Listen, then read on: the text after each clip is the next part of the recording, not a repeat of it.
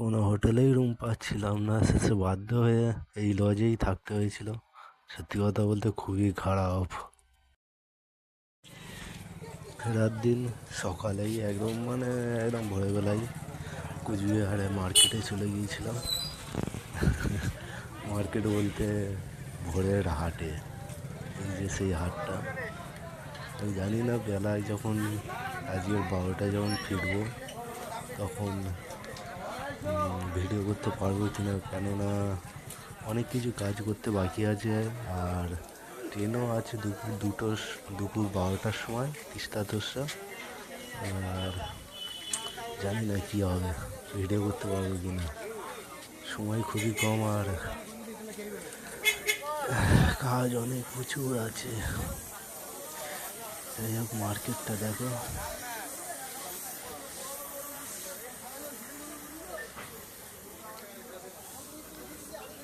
এখানকার সবজির দাম যদি দেখি, মানে ওখানের সাথে এখানে করি, তাহলে খুব একটা তফাৎ নয়।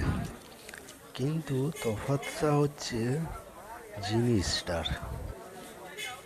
এখানে যে সবজিগুলো দেখছে এগুলো মানে কি বলবো, খুবই তাজা, যেটা সহজ কথায় যে যাকে বলে, মানে একদম ফ্রেশ, যেটা মানে সবে হয়তো বাগান থেকে তুলে এনেছে বা রাতে তুলে এনে এই ভোরবেলা বিক্রি করছে, মানে এইরকম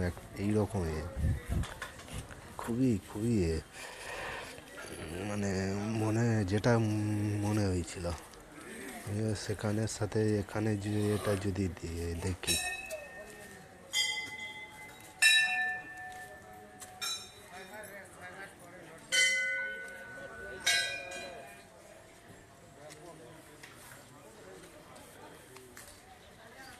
আমি মার্কেটটাও পুরোপুরি ভিডিও করিনি। এটা জাস্ট বাইরের রাস্তার উপরে যেটুকু ছিল, ভেতরে আরও বড় আরও আছে, বিশাল বড় দেখতে গেলো মার্কেটটা, যেটার ভিডিও আমি করিনি।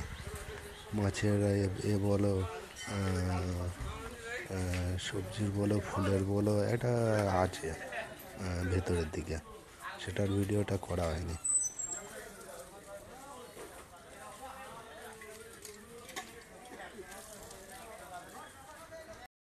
যেমনটা ভেবেছিলাম, ফেরার সময় একটুও ভিডিও করতে পারিনি, এত তাড়া ছিল গাড়ির তাই ফটোটা। এটা হচ্ছে তিস্তা নদী।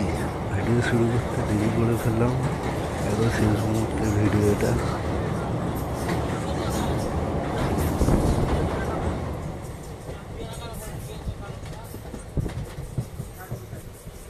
রেলওয়ে ক্যান্টিন থেকে খাবার অর্ডার করেছিলাম অনলাইনে, দিয়ে গেলাম মালদাতে। শিয়ালদা আসতে দেরি আছে, তাই ভাবলাম যে 1 ঘন্টা ঘুমিয়ে নিই। ঘুমিয়ে পড়েছিলাম, আর এদিকে দেখি ট্রেন শিয়ালদা ঢুকে গেছে, দাঁড়িয়ে আছে, সবাই নামতে শুরু করেছে, তাই তাড়াহুড়ো করে নেমে চলে এসেছি। ওদিকে ডায়মন্ড হারবারের ট্রেন ছিল 10 মিনিটের মধ্যে, তাই ভিডিও করা হয়নি। 5:26 ডায়মন্ড হারবার স্টেশনে লেগেছি। ট্যুর শেষ করে, কুচবিহার ট্যুর,